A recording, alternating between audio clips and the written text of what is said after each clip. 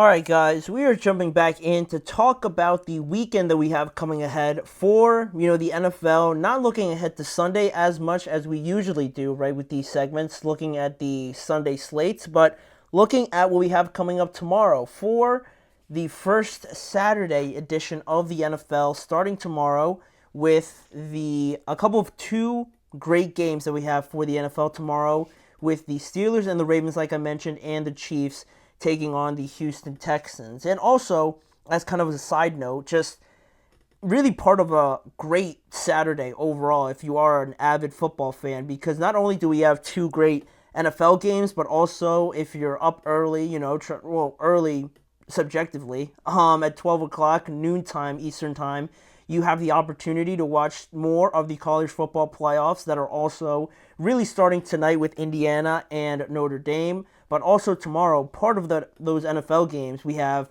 SMU taking on Penn State at noon, like I mentioned, Clemson taking on Texas as well at 4 o'clock. And in the nighttime, we have the Titans taking on the University of Tennessee, not the Titans, taking on Ohio State. So a full day of football, which is going to be awesome, with playoff implications in the NFL as well as the actual playoffs in college football. So very much looking forward to that in in like 12 hours or something like that. So focusing on the NFL though a little bit more. The first game is set to kick off between the Chiefs, and the Houston Texans at 1 p.m. Eastern Time on NBC and Peacock. Then the second game between the Steelers and the Ravens is set to kick off at 4:30 p.m. on Fox. And just like I mentioned there previously before we went into the commercial, I wanted to just talk about both games and mention some things that, I was pretty interested in with both matchups. There's a lot to talk about with both of them, and for time's sake, I didn't have time to preview them, like I usually do. So we're going to go through them a little bit quickly and talk about some talking points. So starting off with the first game, obviously, we have the Chiefs and the Texans, and one of the things that stands out just quickly is it's the first time we're going to see CJ Stroud taking on Patrick Mahomes, and, Patrick's obviously at the top of the mountain in terms of quarterbacks, but, it is always pretty fascinating to see him take on like new, up-and-coming quarterbacks who people think are capable of reaching that next step and joining maybe a Patrick or a Lamar or a Josh Allen in that, tier of quarterbacks. So this is the first time he's squaring up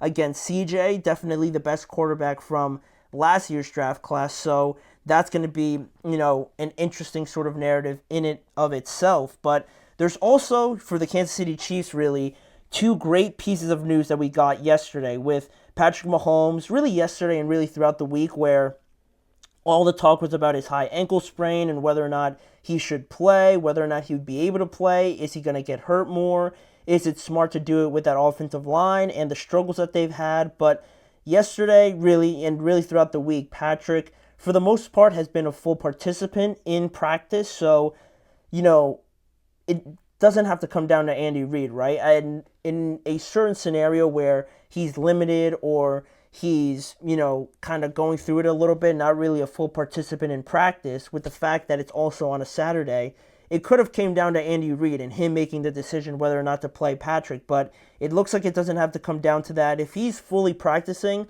then it's almost like, in a way, it's almost like he doesn't have an injury, right? If he's fully practicing, he's going to play, right? But also, you can't just kind of just push it over to the side and pretend it hasn't happened, because a high ankle sprain and the way that, Patrick kind of got rolled up on was pretty scary, and it could have been a lot worse, obviously, with the knee and everything like that, but luckily it wasn't. But still, like an ankle injury, like hamstring injuries, and I feel like those two are the most complicated and just like the most taxing and just pretty annoying to get rid of, or really get a gauge of where these players are fully if, it flares up again, or he gets hit the wrong way or missteps. It doesn't take much for you to land on another guy's foot or your offensive lineman to step on your ankle, and now you have another problem, right? In a just weird and random situation like that, it's always something that could happen. So that's where, some of the risk and doubt, came from when talking about whether Patrick should play or not, considering also that they play a few days later on Christmas Day. Was it worth it for him to play? And, just on that, I thought he was going to play, considering the way that he was talking after the game. But, there was always a chance that he couldn't have. But in terms of, sitting him just to kind of prepare him for the rest of the games, I think that's where I deviate, just because, you're talking to the leader, not only the face of his team, but the face of the NFL. He doesn't strike me as a guy to just be like, you know what, this next game is more important, and I could afford to miss this game, right? This game maybe not so important. I could just take off, take a little bit of a break here, preserve my ankle, and decide basically to not play and just save myself for the next couple games. Where he doesn't strike me as that kind of guy, and as a leader, how does that affect other people if he's able to go and decides you know what, maybe I'll just take a rest here and save myself for the next game. That doesn't really feel like him. And also, with that in mind, nobody's really healthy. You look at other guys, they're battling with knee injuries, ankle injuries of their own, and then just being sore and tired regardless. So if they see their leader, kind of saying, you know what, I don't really feel like playing this game, I'm going to wait till the next one, that doesn't really rub off right. So that's also where, I never really felt like it was a true conversation to have in that regard. So Patrick's going to play. And not only Patrick, but Marquise Brown. Marquise Brown, if you were unaware that he was on the Chiefs, I don't necessarily blame you, because he got hurt in the preseason and has been out the entire year with a dislocated SC joint in his shoulder, and it was severe enough for him to miss. They thought he was going to miss the entire regular season, but apparently, he's come back ahead of time. He's got the medical green light, and he returned to practice this week. And head coach Andy Reid said yesterday that he has a good chance of making his debut tomorrow against the Houston Texans. And then just the way that we just talked about Pat's injury and how, there are still some doubts about it, and the offensive line, bringing back Marquise Brown is definitely going to be a huge kind of solution to all of that, right? Not only do you improve your offense that could be classed as struggling a little bit or just not the usual Kansas City Chiefs offense, but also kind of protecting Patrick a little bit, because you just add another weapon where he could get rid of the ball quicker, and he has a guy that's probably more reliable, I would say, at this point, even though, he hasn't played, obviously, but he is a veteran receiver now, and he brings a lot. Obviously, that's why they signed him on a one-year deal. They knew that he was going to bring something to this team, and now to have him back ahead of schedule in the critical point of the season, you couldn't have asked for much more. So the Chiefs are looking good. I'm sure they're feeling good at this point, and their counterpart, the Houston Texans, right?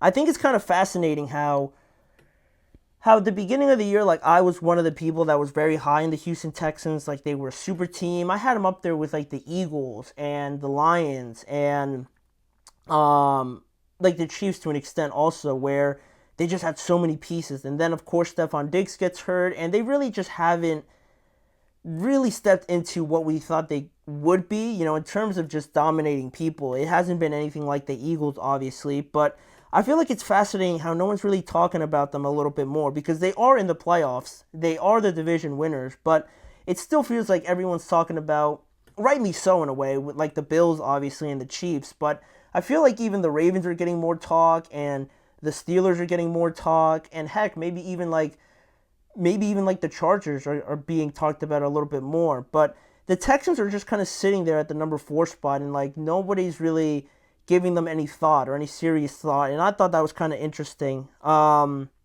especially because, at the start of the season and how everything fell. But their defense is getting healthier, and they're playing a lot better. So, yes, no one's talking about them, but, just on this point, on this game, I thought that you look at their defense and how Christian Harris already came back. He's a huge part of their defense. Obviously, the quarterback pressure they're able to bring with Will Anderson and Danielle Hunter. And just the turnovers, like last week they had 4 turnovers against the Dolphins. They got to him a lot, and Derek Stingley had a couple interceptions.